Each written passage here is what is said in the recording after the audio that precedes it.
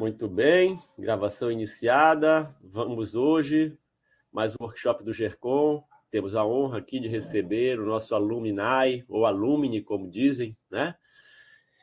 Igor, que agora é pesquisador da Samsung. Igor vai falar sobre aprendizado de máquina adversarial, alguns conceitos importantes para a gente usar aqui. Tem muita gente querendo entender melhor isso para aplicar no contexto de redes. Igor, fique à vontade. Bem-vindo, obrigado. E sempre que quiser compartilhar conhecimento, sabe que o GERCOM está sempre de portas abertas aqui, a casa é sua.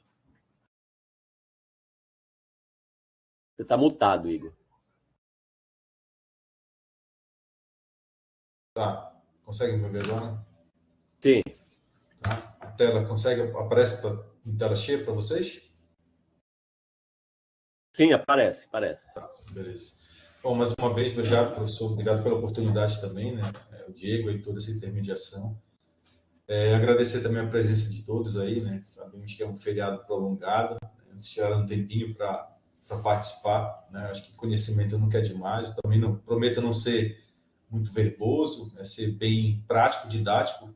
É um tema que tem muita coisa para ser explorado, então eu procurei ser ao mesmo tempo técnico e didático para poder alcançar, né, todos, né, de uma maneira que todos possam conseguir captar as principais ideias. Bom, né, como o professor falou, eu vou falar sobre Adversarial Machine Learning, que é um tema muito pesquisado recentemente, né, trabalhado principalmente por conta, né, do tema de IA, né, que está muito em voga ultimamente. Eu vou falar sobre alguns conceitos importantes, alguns pontos de pesquisa e futuros direcionamentos para a área. Tá? Aqui está uma agenda introdutória do que eu vou, vamos assim, falar hoje, né? Fazer uma introdução sobre o tema e colocar algumas definições sobre a DVML. Né? Vou tentar falar a sigla para ficar um pouco mais prático.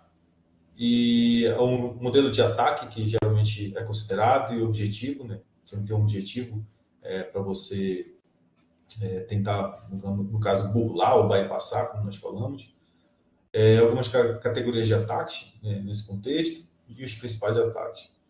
Bom, também nós temos as formas de nos defendermos, né, desses ataques adversariais.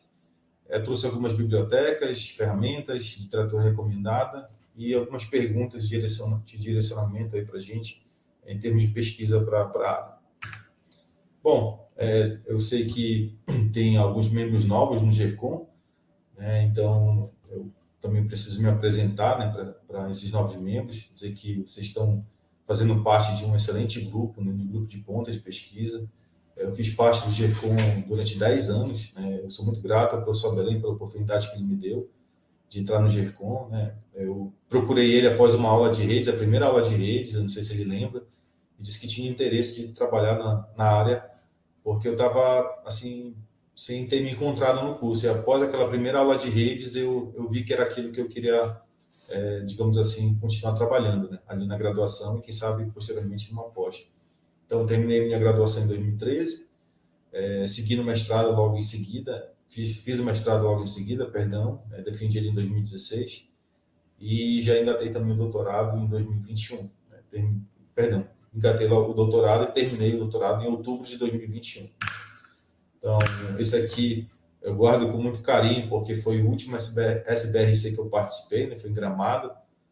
Nem imaginava, né, que seria o último, né? Logo em seguida a gente teve pandemia e acabou, né, tendo esses problemas assim, em relação a viagens e tal, e aí logo em seguida eu entrei na Samsung, mas foi um grupo assim que me abraçou, que nós tivemos muitos momentos de crescimento, discussões no bom sentido, e crescimento mútuo. Então, isso foi muito bom. Eu também quero destacar 2 momentos para mim que foram bem marcantes na minha carreira no GERCOM, que foi a participação em 2 projetos internacionais, que foi o FIBRE.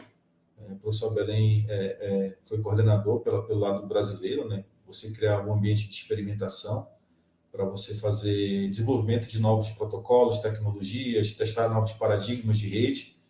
Então, nós viajamos para Ouro Preto, eu lembro muito bem desse SBRC de Ouro Preto, em que teve o Fibre Camp lá, e foram discussões muito boas, excelentes, assim, para o meu crescimento e aprofundamento na área. E o outro foi o projeto Insane, Improving Network Security at the Network Edge, em que eu participei como supervisor, o professor era coordenador, e tive a oportunidade de trabalhar com pessoas que hoje fazem doutorado, né? Fico muito feliz, o Adiel, o Diego, né? Tivemos a participação do Jaime no mestrado, o Paulo defendeu o doutorado recentemente, né?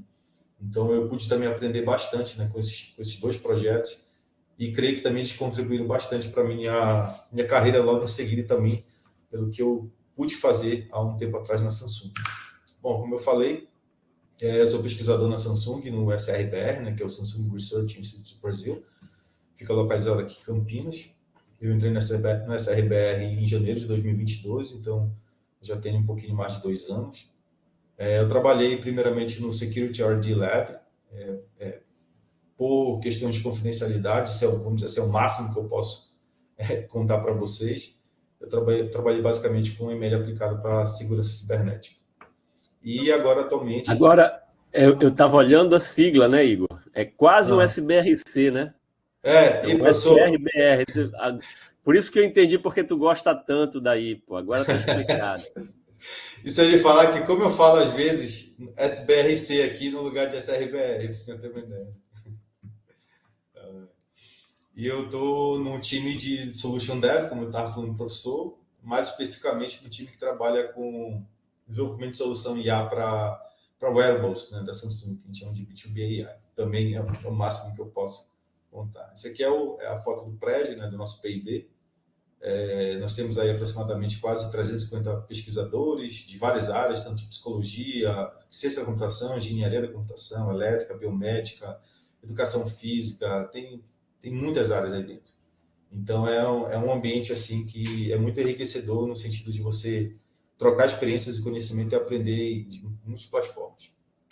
Bom, começando a apresentação, não preciso dizer que IA hoje é o tema que está no hype, que está no top, um dos tópicos mais importantes, vamos dizer assim, da computação, né?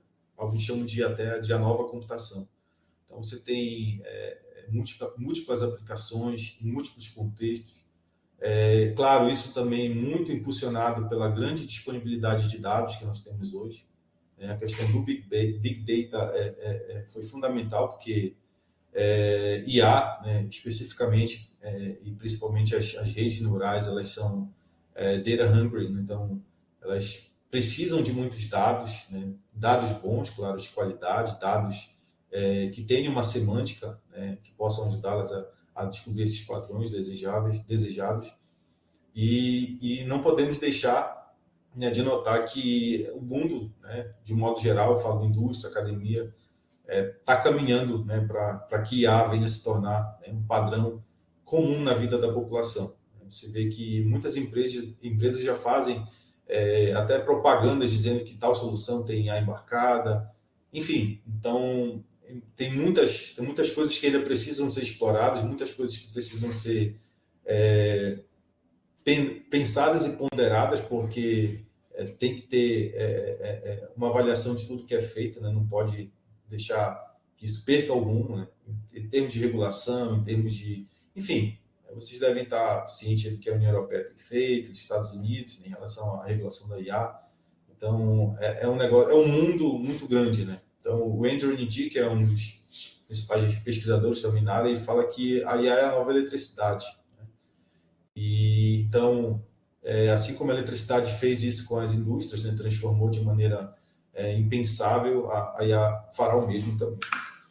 E pela gama de aplicações que nós temos, você tem, por exemplo, na saúde, por exemplo, temos 2 fotos de células para detectar se elas são saudáveis ou não, ou se são cancerígenas ou não. Enfim, você tem aplicação em sistemas de transporte, você tem aplicação em eletricidade, como detecção de uso, né, de energia.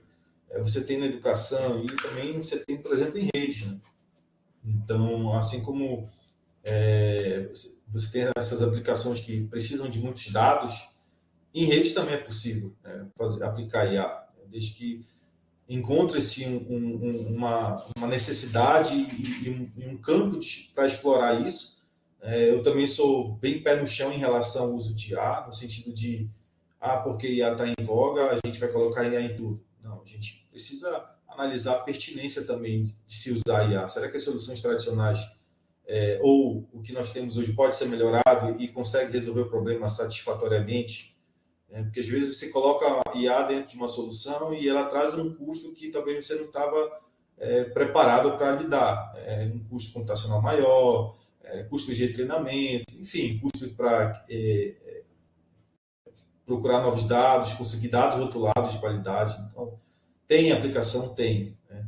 Então, por exemplo, em redes autonômicas, redes cognitivas, redes orientadas ou dirigidas por dados. Né? Você sabe que os dados que trafegam na rede, né? Não os dados do usuário em si, mas analytics, network analytics, como nós chamamos, eles podem nos ajudar a tirar padrões em que a gente consiga desenvolver uma solução que IA possa aproveitar isso.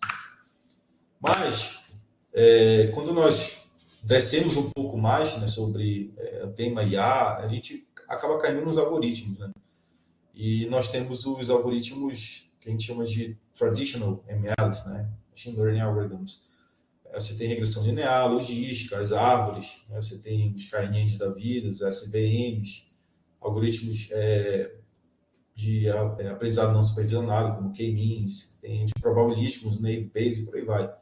Então, por debaixo disso, né, nós temos também outros paradigmas, como as redes neurais. Né? Você tem os perceptrons, você tem as LSTMs, as redes recorrentes, autoencoders, você tem GRU, você tem CNN, né? E tem tantos algoritmos, tantas formas de utilizá-los, tantos parâmetros que a gente acaba se perdendo, né, nesse mundo.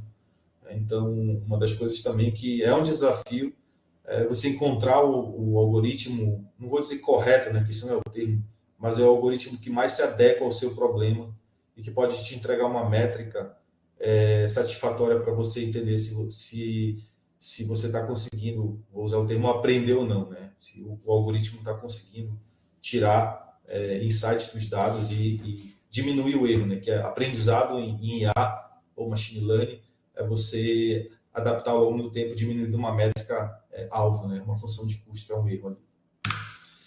Bom, e a gente está vivendo também, né? Eu estou falando por alto, assim, porque é muita coisa, pessoal. Então, para começar nesse tempo de apresentação, eu estou pincelando alguns temas de IA. A gente está vivendo agora o hype, né?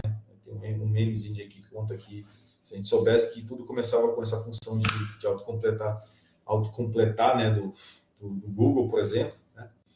Então, a gente vê que as LLMs de um tempo para cá, né? Com os GPTs da vida, né? Os Birds, os Geminis, por aí vai, tem também estado bastante presente, né, na nossa vida. Quem nunca usou aí o ChatGPT para checar alguma coisa, né, para fazer uma prova de rede, quem sabe, né, professor? Então, ou para fazer uma sumarização, um resumo, né, de alguma coisa. Mas tudo começou com a arquitetura dos Transformers lá, em 2017, o pessoal do Google, né, com esse artigo Attention is all you need, né, tem no archive, se vocês quiserem ver. E daí dos Transformers, que é uma arquitetura que é a base de LLM, em que você consegue atribuir diferenciados pesos para tokens, né? Umas frases você consegue pegar contexto melhor do que, por exemplo, redes neurais recorrentes, os LSTMs. Então, está aqui a arquitetura, eu não vou entrar mais a fundo, mas as LLMs por baixo tem muita álgebra, probabilidade, tudo que a gente viu no começo do curso, que a gente acha que não vai usar, basicamente é a base de ML e IA, né, que é álgebra, geometria analítica e probabilidade, né, e estatística, claro. Bom, então, nesse contexto, a IA ela tem sido um potencializador, né, de negócios, de transformação digital, porque ela acaba englobando muitas áreas. A gente pode pegar aí cloud, big data, social, IoT, machine learning, blockchain. Se você observar, né, nessa figura, a IA justamente é aquilo que cola, né, vamos dizer assim, como se fosse o que une, que prende essas diferentes áreas, né? Tem muito mais áreas. E quando você tem um modelo de negócio em que você consegue aplicar isso de uma maneira eficaz, né, e ela te traga um retorno, isso aí promove transformações não só para a indústria, para a academia, mas principalmente para a população, que pode tirar proveito disso, né? Eu achei, por exemplo, aqui, né, no Google, que, por exemplo, no ano passado, no WRNP, discussão sobre o uso de machine learning para rede de computadores, né? Então, você vê que o tema ele é importante, é relevante, sim. Não é porque está todo mundo falando, mas é porque pode-se, sim, aproveitar o potencial que a machine learning nos oferece para que a gente possa resolver problemas de maneira mais eficaz e eficiente, né? Eu achei também aqui uma chamada de trabalho para a trilha de inovação da SBRC, fazer o erro agora, desse ano. E eu grifei destaquei aqui o uso de inteligência artificial em planos de dados programáveis, por exemplo, né? Sem falar que aqui, por exemplo, blockchain, ledger distribuído, você pode colocar IA, cibersegurança e privacidade, você pode colocar IA, né? Computação em nuvem. Então, isso é só um dos pontos que a gente pode ver que dá para se fazer com IA. Bom, para começar a falar do tema específico, eu trouxe a gente chama de tal example. Vamos considerar uma aplicação de classificação de imagens, né, entre gato e cachorro. Então, eu vou entrar com uma figurinha aqui de um cachorro, e essa figura ela vai passar para um ser humano e para uma IA. E aí depois o objetivo é cada um deles classificar entre cachorro e gato. O ser humano ele olhando a imagem, ele vai dizer, é um cachorro, né? E a IA também, né? Pode ser aqui uma CNN, por exemplo, né? E aí ela vai classificar como cachorro, tá? Mas digamos que eu pego essa mesma imagem e eu passe para ambos novamente, né? Para o ser humano e para a IA, o ser humano classificar corretamente, mas por nada assim a IA classifica como um gato, né? Então, teve um erro de classificação aí da IA. Então, fica a pergunta, né? Onde é que aconteceu? O que aconteceu? Foi na imagem? Foi no modelo? Aconteceu alguma coisa para que ele classificasse uma imagem aparentemente simples, né? Você faz extração de features lá com as operações de convolução, por exemplo, da CNN, você vai extraindo as features, rodando maxi pooling, passando funções de ativação, e no final você tem uma classificação binária e ele erra, né? Mas aí eu trago a pergunta, e se essa classificação, né, ou esse erro de classificação, ele foi planejado de propósito? Ou seja, alguém fez alguma coisa ou na imagem ou no modelo em que essa classificação desse errado, né? Isso é apenas um exemplo bem simples, né, de classificação de imagem no contexto de gato e cachorro. Mas, por exemplo, em aplicações sensíveis, detecção de câncer, né? Por exemplo, você tem a imagem de uma aplicação que roda no celular em que você analisa uma mancha na pele e aí ela diz se é câncer ou não, né? Vamos analisar, por exemplo, que essa imagem que está aí, ela é de fato um câncer, né, em um determinado estágio, mas ela diz que não. Então, e outra coisa que a gente ainda tem que avaliar, né, o peso entre você ter falso positivo e falso negativo, né? O falso positivo, nesse caso, ele não é tão danoso quanto um falso negativo. Ou seja, dizer que uma pessoa saudável tem câncer é bem diferente de dizer que uma pessoa que tem câncer, dizer que ela é saudável. Porque aquela pessoa ela vai dizer assim, não, então eu sou saudável, isso não é nada, isso vai sumir, e aí ela vai, esse melanoma aí espalha, enfim, acontece o pior. Então, por exemplo, para detecção de fraudes, a gente sabe que hoje muitas instituições financeiras, para dizer quase todas, devem ter soluções de IA baseada em detecção de fraude, né? Enfim, não só de cartão de crédito, mas fraude de transações, enfim. Então, isso é muito sensível. Sem falar que o threshold de classificação, geralmente, dessas aplicações sensíveis nunca é 50%. Ou seja, se a classe que ele diz for maior que 50%, você considera como a classe positiva, ou seja, fraude ou não. Isso aí deve ser pelo menos uns 95% para cima, né? Ou mais, se bobar 99%, né, de classificação. Então, aplicações em self-driving ou self-autonomous cars, né? Por exemplo, os carros autônomos aí da Tesla que fazem leitura de placas de sinalização, e vamos supor que essas aplicações elas possam ser burladas ou manipuladas e causem acidentes fatais, né? E no contexto de rede também, como a gente tem o uso de IA, né, no contexto de rede, por exemplo, a detecção de tráfego malicioso, né, um projeto Insane, nós trabalhamos com isso, né, no contexto de redes domésticas. Então, se a gente deixar com que tráfego malicioso passe, ou que o modelo que está trabalhando para detectar esse tráfego possa ser alterado, ou os dados que ele avalia possam ser alterados, e ele deixe passar tráfego malicioso, tanto para dentro da residência ou saindo da residência para fora, isso pode ter implicações catastróficas, né? Dependendo do caso. A gente teve o Mirai em 2017, aí foi um exemplo disso, né? O botnet Mirai. E agora eu vou falar sobre Adversarial Machine Learning. Então, a DVML, basicamente, são técnicas que tentam, eu vou usar esse termo bem didático e simples, que é enganar modelos através de inputs maliciosos, né? De entradas maliciosas. Então, os atacantes, eles trabalham em cima ou do modelo ou dos dados, para que a gente vai ver que não é só entradas maliciosas, mas podem ser também os modelos, né? Para que eu possa, de uma certa forma, bypassar, né? Usamos esse termo em segurança, chama de bypassar o modelo de machine learning de IA que está sendo utilizado, né? Então, aqui, por exemplo, nessas figuras, nós vemos que um hacker ele trabalha em cima dos dados, ele faz alterações dos dados, que a gente chama de data poisoning, e esses dados são injetados, né, para o modelo ser, para fazer inferência, e quando um usuário faz, no caso ele é treinado com esses dados maliciosos, quando o usuário faz uma inferência de um dado de fato, né, que é benigno, vou chamar assim, o verídico, ele recebe inferências ou classificações erradas, né? Então a gente vê aqui, por exemplo, uma imagem em que eu acrescento, tem um input X, eu acrescento um delta nessa imagem, como se fosse um ruído, e aí se você observar a olho nu, aparentemente é a mesma imagem para olho nu, né? Mas como nós vimos para o modelo, isso aqui já vai ter algum tipo de alteração. E esse delta vai causar com que o modelo classifique essa imagem de uma pessoa como um avião, né? Então, ou outra coisa que não seja a classe alvo, por exemplo. Bom, quando a gente fala de ataques adversariais, basicamente, pessoal, assim, se vocês observarem ao longo da apresentação, eu vou falar muito de aplicações em imagens, tá?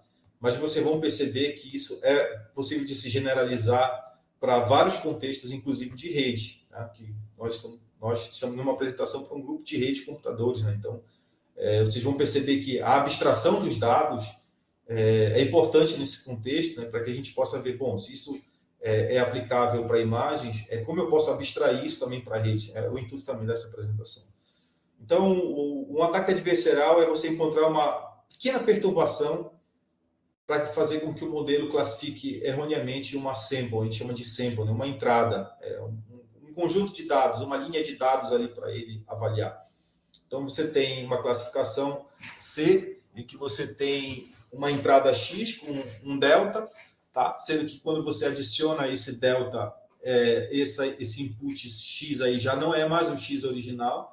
Isso vai fazer com que as classificações sejam diferentes, né? Sejam erradas. E isso vai ser sujeito a uma medida de distância, tá? Esse dx é uma distance measure entre o x e a sample adversarial, que seria essa x mais delta. Ela tem que ser menor que um epsilon, que é um limite aí, um error magnitude, tá? Então, em A se usa muito a questão de normas, né, que são essas L's aí, L1, L2, L, que nada mais são do que módulos da distância de vetores entre o valor original, que é o x, e o valor x mais delta. Então, os modelos de A adversarial, eles tentam minimizar, tá, esse delta para que eu consiga fazer com que o meu modelo erre, né, a classificação, sem com que eu, vamos dizer assim, atrapalhe o funcionamento do modelo, ou seja menos perceptível o possível, tá? Então, por exemplo, se a imagem do Trump aí embaixo, né? Se eu colocar um ruído muito grande nessa imagem, por exemplo, ou fazer uma alteração muito grande, e, por exemplo, alguém que está inspecionando o modelo e começar a plotar essas imagens e ver o que está acontecendo, e, poxa, essa imagem aqui, ela não está parecendo, por exemplo, um pato, a figura de um pato, a figura de um avião, provavelmente essa pessoa que está inspecionando, ela vai ver que tem algo de errado. Isso pode chamar atenção, né? Então, descobrir esse delta é um dos desafios também para quem quer fazer ataques adversariais. Tá? Mas a gente sabe que por baixo, né, dos panos, como nós falamos, no contexto de redes neurais agora, mais especificamente, uma rede neural ela tem um conjunto de entradas, X, né? Esses X são basicamente as features do meu, vamos dizer assim, do meu vetor, né? Então, por exemplo, vamos pegar no contexto de rede. Quais são os features que eu posso utilizar para redes como vetor de entrada para uma rede neural? Eu posso utilizar o tempo de chegada entre os pacotes, poderia ser o X1, porta de origem, X2, porta de destino, X3, endereço IP de origem, X4, endereço IP de destino, X5, e por aí vai, até o Xn. Quantas features eu quiser usar. Então, para cada uma dessas features, né, desses vetores X, aí eu tenho pesos. Tá? Esses pesos eles são utilizados para que sejam multiplicados com as entradas e isso, somado, eu aplique uma função de ativação. Então, basicamente, esse é o funcionamento de uma IA em que eu tenho entradas que são multiplicadas por pesos, esses pesos são somados, dá-se uma função de ativação, pode ser uma ReLU, pode ser uma tangente hiperbólica, pode ser uma sigmoide, pode ser uma, sei lá, uma softmax, enfim. E no final ele vai me dar um output. Tá? Tem um bias aí, esse bias geralmente é 1. Ele é usado para que... isso porque é uma versão bem simples de uma rede neural, quase um percepto de uma camada só.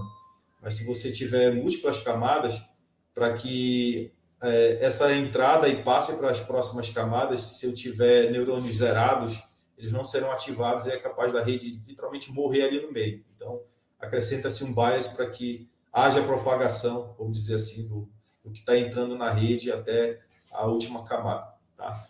Mas, basicamente, dentro de redes neurais, IA, de um modo geral, o cerne de otimização é o algoritmo do gradiente descendente. Então, o gradiente descendente é uma técnica de otimização em que você realiza um conjunto de passos em direção contrária ao gradiente da função. Então, literalmente, você desce o gradiente no sinal contrário para que você encontre o mínimo global dessa função. O gradiente é em relação a uma função, certo? A função de custo, que é esse J-θ. Pode ser o mean absolute error, né? Pode ser o mean squared error, pode ser função de ativação, uma função de custo que otimize o problema.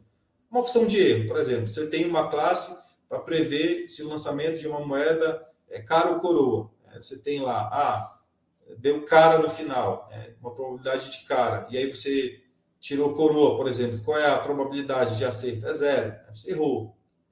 Mas quando você tem, por exemplo, uma função contínua, em que você tem probabilidades ali para gerar, por exemplo, uma softmax ou uma sigmoide no final, a classe alvo, por exemplo, que é cara, é 1. Mas aí você deu uma classificação de 0,9, que era da classe 1. E aí você pega o valor esperado, que é 1, e diminui do valor obtido, que foi 0,9. Então, o erro deu 0,1. Então, esse seria a função de custo. E aí você aplica a derivada em cima disso e você usa uma taxa que eles chamam de learning rate, que é esse alfa aí embaixo, tá? Esse alfa aqui. Então, o gradiente descendente é você iterativamente aplicando derivadas em cima da função de custo com relação a um parâmetro θ. Tá? Esse θ aqui são os parâmetros da rede neural, até que você converja, né, esse valor. Vai chegar um momento que ele atinge um platô e ele não muda mais. Então, aquele provavelmente é o mínimo global. Né? Mas a gente sabe que nem todas as funções elas obedecem, né, essa forma aqui, né, como se fosse uma cone, sei lá, um sino. Às vezes você pode ter mínimos locais e a descida do gradiente ficar parada ali naquele mínimo local. Então, nem sempre vai ser assim. Então, obter o mínimo global requer muito trabalho, muito esforço, né, da rede, você mudar parâmetros, esse learning rate ele não pode ser muito alto, geralmente ele é 0,001. Se ele for muito alto, esse gradiente vai pipocar aqui e ele pode parar no mínimo local e não chegar no mínimo global, certo? Então, basicamente, por baixo da rede neural, você tem otimização do gradiente descendente. E por que eu falei isso? Porque a maioria dos ataques em redes de ataques adversariais em IA, atacam justamente utilizando a questão do gradiente descendente. As principais categorias de ataque são ataques white box, black box e gray box. Isso vai determinar o quão o atacante ele tem noção daquilo que ele está lidando. Por exemplo, o white box ele tem um completo conhecimento do modelo. Ele sabe qual é o tipo de rede neural, ele sabe se é uma LSTM, se é uma CNN, ele sabe se é, por exemplo, uma Randall Forest, se é um SVM. Se ele sabe isso, ele sabe os parâmetros desse modelo. Você tem, no SVM, você tem um kernel, nas Randall Forest você tem o número de árvores, você tem a profundidade, enfim. Se for rede neural, você sabe qual é o algoritmo de otimização, você está usando o Stochastic Gradient Descent, está usando o Adam, você sabe o parâmetro da Learning Rate usado, você tem os dados de treino, ou seja, ele tem tudo. Então, ele pode literalmente brincar, né, e bypassar esse modelo gerando inputs maliciosos para ele. Tá? Já o oposto, que é o Black Box, o atacante ele não tem nenhum conhecimento, nem do modelo, nem do algoritmo, dos algoritmos utilizados, nem do treino, nada, nem parâmetros, nada. Literalmente ele está às cegas, mas ele tem uma pequena ideia de como ele pode atacar. Né? Se ele tiver noção, por exemplo, de que possíveis features esse modelo pode usar e que possíveis valores essas features podem ter, ele pode começar a gerar um ataque de força bruta.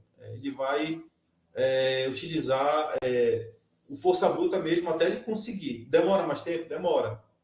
Mas é possível. É o que geralmente acontece. Né? Dificilmente um atacante ele vai ter todos os dados, todos os parâmetros, o modelo, todas essas informações. Né? Não fica assim também de graça. Vamos pegar no contexto de rede. Né? Vamos imaginar que um atacante quer bypassar um IDS e ele sabe mais ou menos que features, por exemplo, o IDS analisa. Que tipo de tráfego o IDS analisa. Então, ele vai pegar essas features, né? Endereço, tamanho do payload, por exemplo, portas, coisas assim do tipo, e ele vai tentar gerar samples, que a gente chama de samples adversariais, e vai ver se aquele tráfego vai ser barrado ou não. Quando ele tiver uma resposta positiva daquilo, ele vai saber que, naquele contexto, aquela sample ela pode ser interessante para explorar uma vulnerabilidade naquele IDS. E ele, quem sabe, não só vai passar o IDS, mas causar um dano maior na rede, instalando mal, enfim, fazendo coisas mais críticas. Tá? E o Gray Box, nesse caso, o atacante ele tem um conhecimento parcial. Né? Ele, por exemplo, sabe qual é a arquitetura da rede, mas não tem, por exemplo, informações dos parâmetros. Ele sabe que é uma CNN, mas não sabe quais são os parâmetros que foram utilizados. Né? Então, são basicamente essas 3 categorias de ataque. E dentro desses ataques, como é que ocorre a dinâmica? Tá? Tem aqui uma figurinha, tem um hack aqui, uma base de dados, um modelo de IA, Machine Learning, e as técnicas utilizadas. Tá? Eu vou comentar sobre cada uma delas aqui. A primeira delas é Evasion, é a clássica, é a mais utilizada. Geralmente o atacante ele muda, ele faz alterações nas features que o modelo usa e tenta fazer com que o modelo classifique essas features erradas. É igual aquele exemplo lá logo do início, né? do cachorro sendo classificado por uma rede neural, e aí ele vai e passa para o modelo, fez uma alteração, né? Colocou aquele delta lá e o modelo classificou como um gato. Então, basicamente, ele muda a entrada do modelo. Já o poisoning, ele tem acesso aos dados de treinamento e ele muda, ele altera, colocando dados maliciosos ali, né? Ele altera maliciosos no sentido que o modelo vai classificar erroneamente. Né? E faz com que o modelo tenha uma perca de desempenho na performance. Então, esse tipo de poisoning, ele é como se fosse um backdoor. Né? Você acaba fazendo alterações, né, no modelo, nas entradas do modelo, e você acaba permitindo com que vulnerabilidades possam ser inferidas desse modelo. Por exemplo, se eu mudar esse valor de porta aqui, ele aceita. Então, para esse range de portas de rede, ele consegue aceitar. Então, isso vai dando um insight para o atacante, se ele tiver, claro, bastante conhecimento, né, de múltiplas coisas que ele pode fazer, de como ele pode atacar esse modelo de outras maneiras. Tá? Ataque de disponibilidade, você vai mudando as entradas do modelo no treinamento, em que ele vai começar a ter tanto falso positivo, que a performance dele vai caindo tanto ao ponto daquele modelo não servir mais. E aquele serviço, por exemplo, ficar indisponível porque o modelo que estava ali já está pior do que o randômico, né? Então isso induz a alta classificação, erro de classificação, alto erro de classificação. A inferência ela já é interessante pelo fato de o atacante ele explorar algumas vulnerabilidades do modelo, fazendo queries, né, para esse modelo. Ele faz pequenas alterações e, ao fazer essas alterações, ele pega essas informações, né, do modelo que a gente chama de Information Private Data. Então, ele vai extraindo propriedades, né, dos dados de treinamento. Por exemplo, vamos imaginar que a gente tem lá um range de portas de rede, né? Vou bater nesse tema da porta de rede. A gente sabe que, se não me falha a memória, professor, faz tanto tempo que eu não trabalho, aí você me corrige. O número de portas, eu acho que é 2 elevado a 16, né? Então, a gente tem um range de portas muito, muito alto aí, né, para aplicações. Só que as portas padrões, né, as portas conhecidas, HTTP, FTP, elas são números básicos, né, de porta. Então, como as portas elas têm um range de valores muito altos, um atacante ele pode pegar um vetor de features, né, contendo, por exemplo, na feature porta de rede, e jogar um valor muito alto que o modelo não estava esperando, e ele aceitar aquilo como uma aplicação ou como uma entrada válida, né, vamos dizer assim. Então, ele vai tirando, então ele não tratou, por exemplo, essas portas, esses valores de porta alto, né? Então, são essas inferências que o atacante pode fazer. E a extração, literalmente, ele não é roubar, né? Ele fala steal a proprietary model, mas é no sentido de fazer essas queries e extrair informações valiosas do modelo a ponto dele criar, quem sabe, um modelo para ele, muito parecido com o modelo alvo, e ele aprimorar esse modelo e realizar ataques mais bem-sucedidos. Bom, algumas classificações também dentro de ataques adversariais são considerados 2 tipos, untargeted, ou seja, eu não tenho um alvo definido, né? Não tenho uma classe alvo definido, e targeted, eu tenho uma classe alvo definida. Então, vamos imaginar de novo o exemplo do cachorro. Essa imagem vai para uma rede neural multiclasse, né? Então eu tenho várias classes, eu tenho dog, cat, plane, car, house, bird e horse, e cada barrinha dessa indica a probabilidade que a rede neural dá para cada uma dessas classes, né, no final. A gente vê que ele deu mais para cachorro. O untargeted, ele faz com que a alteração, o ruído, né, o delta que eu coloco nessa imagem, ele possa me dar qualquer outra classe diferente da classe que eu espero, que é cachorro. Então, esse é um ataque um pouco mais, vou usar o termo mais fácil de fazer. Por quê? Porque como eu tenho multiclasse, né, eu tenho, sei lá, 2, 4, 6, 7 classes aí, então eu tenho muitas outras possibilidades de fazer alterações nessa imagem para ele me dar sempre uma classe diferente da que eu quero. Agora, target não. Eu quero uma classe alvo, escolho gato, e as alterações elas têm que ser específicas na imagem de entrada para que a minha classe alvo seja gato e não cachorro, por exemplo, ou não, e carro, por exemplo. Tá? Vamos trazer para o contexto de rede. A gente sabe que os ataques de rede, né, tem vários, sei lá, DNS spoofing, SymFlood, TCP Flood, TP Flood, homem do meio, por aí vai.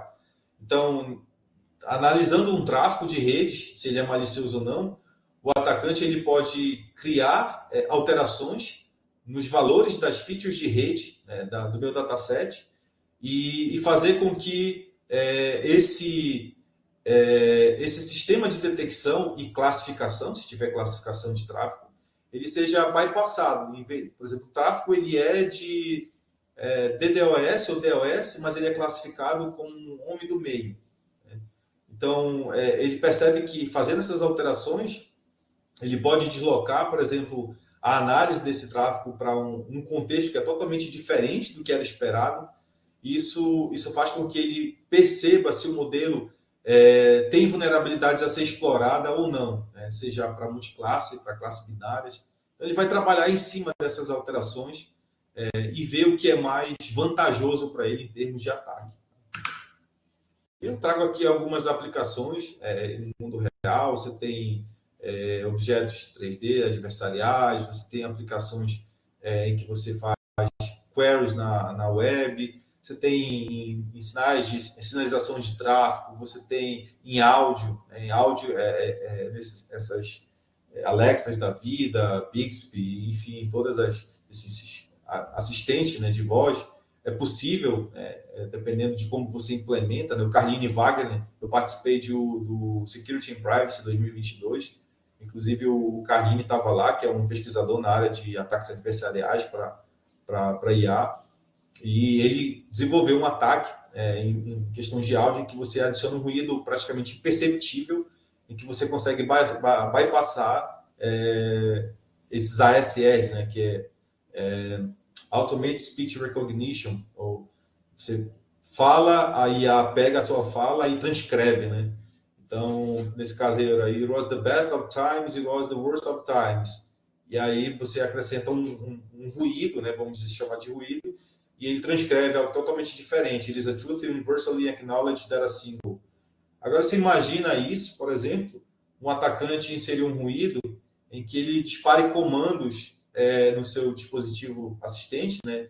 Ou comandos no seu celular, por exemplo, né? Para desmarcar alguma coisa da sua agenda, enfim.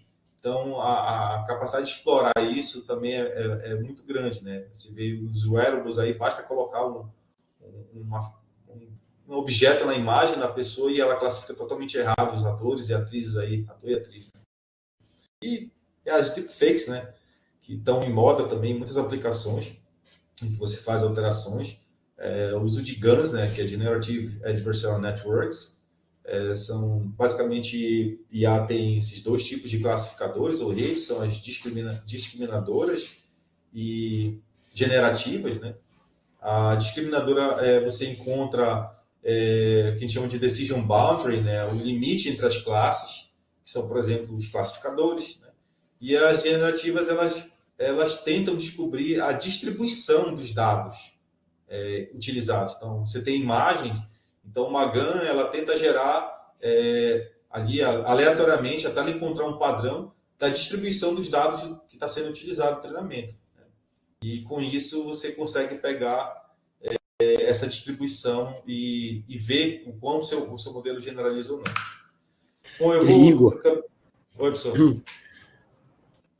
Eu fiquei curioso com o seguinte: deepfake é considerado, então, um ataque adversarial? Porque depende de como você aplica, professor.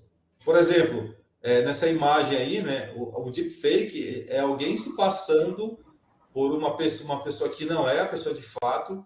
E imagina, por exemplo, uma aplicação em que eu faço um deepfake do senhor, uma videochamada, e eu me passo por uma pessoa, um parente seu. E aí eu falo, poxa, Belém, tal, tu pode me mandar um pix aí que eu estou precisando? O senhor está vendo um parente seu, um irmão seu, por exemplo, mas na verdade sou eu. Então, a imagem, aparentemente, em si, ela talvez não seja um ataque, mas o uso dela, o vídeo, aí pode ser, entendeu? É como se usa, entendeu? Então, nesse contexto, é uma diferença bem tênue, né, entre o que é um ataque e o que não é, né? O ataque, ele consiste no uso. Você pode colocar, por exemplo, uma imagem, como já viu, do Papa fazendo alguma coisa. Mas, não, eu entendi. O teu exemplo é muito bom, porque aí, o que me gera dúvida é o seguinte, né? Vamos esse caso, eu estou fazendo uma videochamada e o sujeito usa uma imagem, por exemplo, da minha mãe ou de um parente para me pedir o dinheiro se passando por ela. Mas, no caso, ele não treinou, ele não fez um ataque adversarial em uma rede neural, ele manipulou a foto, ele fez uma deepfake. Ainda assim é considerado um ataque adversarial, isso? Fiquei então, nesse sentido. ali a deepfake tem um modelo, geralmente pode ser uma GAN, que gera essa imagem, né? E tem alguns, como é que eu posso dizer? Tem alguns paradigmas dentro de A chamado de one-shot learning, few-shot learning, que você não precisa de muitos dados para você treinar uma rede e conseguir ela chegar na classe que você quer, no alvo que você quer.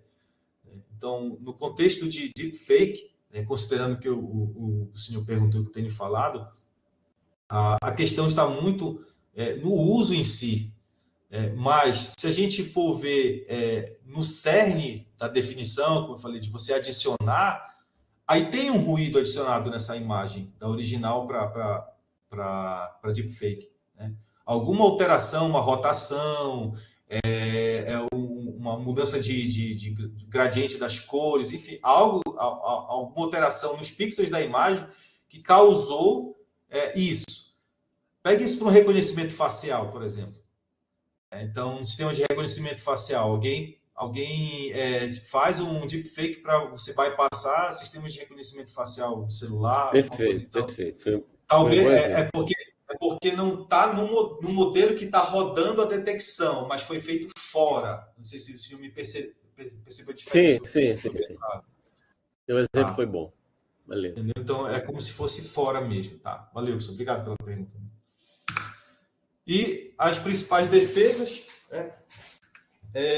Bom, já que a gente viu muitos casos, né, do atacante ele injetar dados maliciosos, né, para bypassar os modelos, que seria esse evasion aqui, por que a gente não pega esses dados maliciosos e coloca na base de treinamento? Né? É o que nós chamamos de adversarial training. Então, literalmente você, por exemplo, vamos supor um sistema que já está em produção. Ele consegue detectar dados de tráfego malicioso ou não. Só que teve um que, por exemplo, ele ficou ali naquele limbo, né? Não sabe se ele é da classe de ataque ou não. E aí, os analistas de rede, os experts lá, vão fazer a análise do vetor de features todinho. Ah, não, esse dado aqui é de um ataque. Né? E o que eles fazem? Eles vão juntar todos esses dados, que eles já sabem que é um ataque que foi desenvolvido, e quando o modelo for retreinado, eles vão inserir de novo na base de treino, né, como se fosse uma classe de ataque. Então, a ideia é você aumentar a robustez do modelo, treinando ele com tempos adversariais. Só que, claro, aqui tem um problema de escala, né? De escala. Por quê? Porque quanto mais features você tiver no seu vetor de features, e quanto maior o valor, entenda-se valor, o range de valores que elas podem assumir, maior é a sua superfície de ataque. Ou seja, mais possibilidades o atacante tem de manipular os valores dessas features e realizar um ataque adversarial. Então, dependendo do tipo de feature que você trabalha, você pode aumentar ou não a superfície de ataque para o atacante. Então, você pode ou não dar mais possibilidades para ele. Uma vez que você consiga encontrar essa sample adversarial, você joga ela no dado de treinamento e aí você retreina o modelo com o label correto. Aí você evita os famosos falsos negativos, nesse caso. Tem um outro que é interessante, que eles chamam de Knowledge ou Defensive Distillation, em que você tem dois modelos, eles chamam de Teacher Model e Student Model, e você treina um modelo mais robusto, né, que é o Teacher, e ele é mais complexo, você pode ter mais camadas, mais parâmetros, e aí você extrai algumas, chamam de logits, né, ou logits, as probabilidades desse modelo maior, e usa para as entradas do modelo menor. Então, é como se, em vez de você ter no final uma classe, você tem probabilidades, e você usa essas probabilidades que o modelo maior, mais complexo, deu para os dados de entrada, e treina essa outra rede com essas classes. Então, você acaba fechando o escopo mais ainda. Em vez de você ter classe, você tem probabilidades, valores de probabilidades. Isso pode melhorar a questão da generalização e robustez do modelo, né, em termos disso. Mas aí tem que ver também o famoso trade-off da performance, né, quanto é válido você trabalhar com dois modelos nesse caso.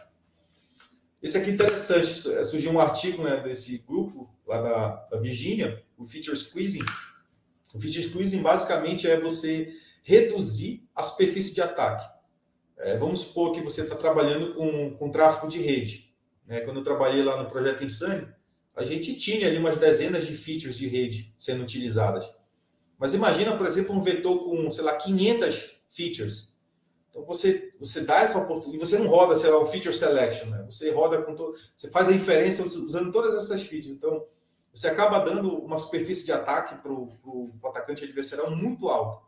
Então eles utilizaram essa técnica de feature squeeze, né? Que é justamente você reduzir, criar modelos mais simples, com menos features, e você acaba diminuindo essa superfície de ataque. Só que tem o problema que você pode gerar modelos menos precisos, né? Em relação a um vetor de features maior. Não é um feature selection, mas é literalmente você diminuir a possibilidade de alterações no valor dessas features. Você vê aqui você tem um modelo e você tem dois modelos aqui em que eles tiveram reduções no vetor de features. E aí você faz uma previsão, você tem as normas aqui, né? L1 e L1 de cada um dos dois modelos, e você vê qual entre o valor do modelo aqui e entre as duas normas, o qual se está acima de um threshold, né? Se for, ele é adversarial, se não for, é um tráfego benigno, vamos dizer assim, ou algo benigno, a classe esperada. Tem os ensembles, tá? Os ensembles, a gente utiliza vários classificadores, vários modelos. Isso é bom, porque vamos pensar do ponto de vista de um ataque black box, em que o atacante não tem conhecimento nenhum do modelo, dos dados, dos parâmetros. Na cabeça dele, ele tem a ideia que existe só um modelo lá rodando por trás. Mas e se nós tivermos 10 modelos, 15 modelos, sei lá, 7 modelos? Então, se um desses modelos for fraco, né, em termos de robustez contra ataque adversarial, os outros modelos podem fazer um trabalho de backup, né, podem ajudar na classificação. Então, a aplicação ela fica menos suscetível a esses ataques. Porque a gente sabe que em ensemble, se a gente pegar o exemplo clássico de Random Forest, que é o ensemble de árvores de decisão, ali é uma votação. Cada árvore dá um label ali, né, e se a gente somar todas as árvores, a que tiver a maior quantidade de votos para aquela classe vai ser a classe alvo. Né? É um exemplo disso, pode ser utilizado. Eu acho bastante interessante o uso de ensemble, porque você acaba diminuindo mais ainda, ou complicando mais ainda a situação do atacante. E eu vou finalizar aqui falando de algumas bibliotecas e ferramentas. Né? Se a gente jogar no GitHub, o termo é Adversarial Machine Learning, eu achei aí mais de 400 repositórios públicos, então tem para várias coisas, então não daria para a gente mostrar todos, mas eu trouxe dois aqui. Esse primeiro é da Linux Foundation, né, acho que é parceria com a IBM, Adversarial Robustness Tools. Ele tem vários exemplos, se eu consigo aqui mostrar para vocês. Vocês conseguem ver minha tela aqui no browser? Alô? Sim, estamos vendo, estamos vendo. Beleza, valeu, professor.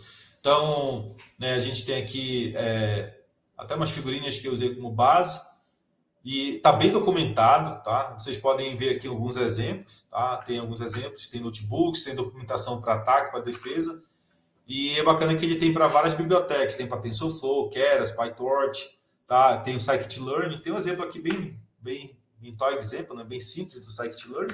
Eu não vou entrar em detalhes do código, mas basicamente ele usa o MNIST, né, que é um dataset para classificação de dígitos, se me falha a memória, isso.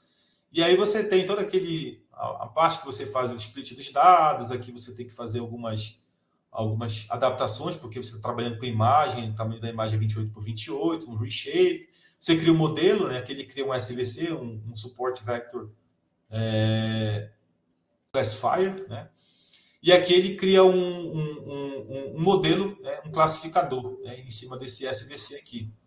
Você fita o modelo, você treina ele, você faz o prediction e aí você calcula a acurácia. Beleza.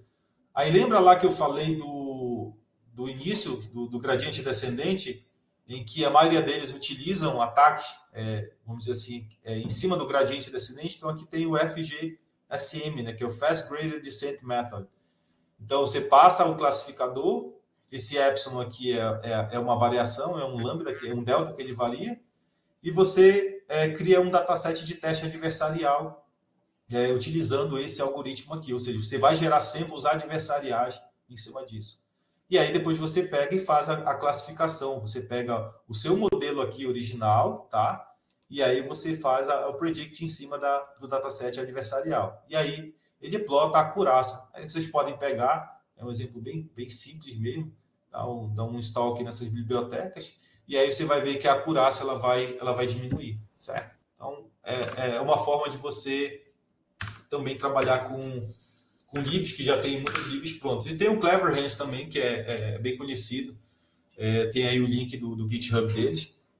E ele também gera alguns benchmarks para ataques adversariais. Como eu falei, pessoal, vocês viram que eu falei muito em relação à imagem, mas se vocês pegarem essas bibliotecas, os dados eles podem ser abstraídos, né? A forma como você pré-processa eles e entrega vai ser também fundamental para você ver se o seu modelo, né, ele é robusto ou não, né? A técnica que você está implementando é robusta ou não a ataques adversariais. É uma forma de validar isso também.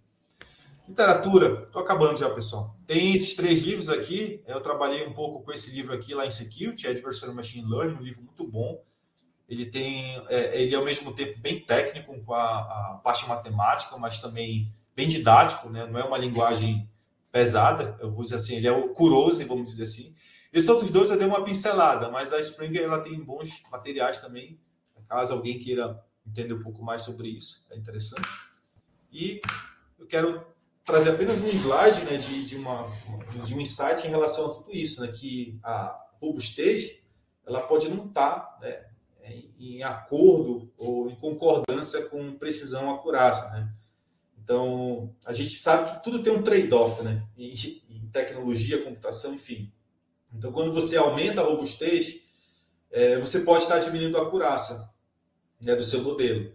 Mas, infelizmente, é assim. A gente nunca vai construir um modelo... Não existe um modelo 100% seguro a ataques adversariais. Não existe isso. Isso é história. O que você vai fazer é diminuir ao máximo as oportunidades ou possibilidades de atacar aquele modelo, né? E a sua aplicação classificar ou detectar algo erroneamente. Então, o nosso maior desafio é caminhar, né, nesse sentido em que a gente possa encontrar o equilíbrio entre isso. E a gente tem algumas iniciativas, né? O Google tem o Secure AI Framework, né? Então, tem aqui alguns passo a passo, como a gente fala, gere fundamentos de segurança reforçados no ecossistema de IA, estenda a detecção e a resposta para usar IA no combate a ameaças em organizações, automatize defesas para monitorar ameaças novas e antigas, harmonize os controles no nível da plataforma para garantir uma segurança consistente em toda a organização, adaptações para criar ciclos de feedback mais rápidos e contextualizar os riscos. Então, ele vai, se vocês acessarem depois, ele vai direcionando, né, como você pode criar um framework em que essas aplicações sigam seguras, né? Tem umas imagens aqui que eu tirei da web, né? Securing AI, the new cybersecurity challenge. Então, quem trabalha mais diretamente com segurança, né? Eu trabalhei quase 2 anos no time de segurança. Eu não sou um especialista em segurança, eu abri com a galera que a minha posição na Samsung é RD Specialist, mas não é no sentido de especialista técnico em segurança, sou pesquisador lá. Mas o bacana foi que eu pude aprender 2 anos, bastante coisa sobre segurança, principalmente no contexto, né, da Samsung. E a gente sabe que esse tema não adianta a gente trabalhar ainda no rule-based, né? Vai ser usando IA agora, não adianta. As empresas, todo mundo está caminhando para essa linha. E aqui o Cloud Security Alliance, ele cria um guideline, né, de como você pode construir sistemas seguros utilizando esses 4 estágios, né? Secure Design, Secure Development, Deployment, Secure Operations and Maintenance. Então a gente vê que parte lá do início, né, do design da aplicação, desenvolver código seguro, né? A gente vê muitos ataques a baixo nível, né? Buffer overflow, Stack overflow, coisas que acontecem bastante, né? No contexto do Android, principalmente porque o Android é baseado no Linux, né? Então não adianta, vai ter esse tipo de ataque ainda, né? Então as empresas lutam para desenvolver código seguro para você evitar esse ataque sem ser em nível de A, vai ter, infelizmente. O deployment, né? E a operação de manutenção depois, né? Como você fica avaliando esse modelo, testando se ele está ainda performando como esperado. E eu finalizo com esse report da Carnegie Mellon University, que é sobre Robust and Secure AI, e o livro começa, o repórter começa dizendo: failure is central to engineering. Every single calculation that an engineer makes is a failure calculation. Successful engineer is all about understanding how things break or fail. Então, não é apenas você achar que não, aquilo ali está certo calculado, está feito. Não. Então, basicamente, o sucesso está em você entender, né, como aquilo deu errado e você tentar consertar aquilo e evitar que aquilo aconteça novamente. Então, as adversarial AI continues to advance, defenders, system builders and operators must make trade-offs when faced with attacks. Então, tem que trabalhar essa questão do trade-off, né, na hora de você construir sistemas de defesa conforme esses ataques vão avançando. Né? One of the biggest challenges facing the broad adoptions of AI is having confidence that AI systems will work predictably when they are deployed in a new and uncontrolled settings. Saber como o seu sistema vai se comportar num novo ambiente, né? num novo conjunto de dados, quando ele está em produção mesmo. Né? Isso não é fácil mesmo. E aqui ele coloca algumas áreas, eu vou deixar, posso disponibilizar essa apresentação para vocês depois, e baseado nesse report também, e tem aqui o link dele, caso alguém queira baixar e ler isso. Bom, eu finalizo aqui, né? Trago esses memes, né? Agradecendo mais uma vez a participação de vocês, agradecendo a oportunidade, e fico aberto a perguntas, e caso vocês estejam trabalhando com IA, que o modelo de vocês esteja assim, né? Olhando para os ataques adversariais de maneira tranquila e calma. Certo? Obrigado, pessoal.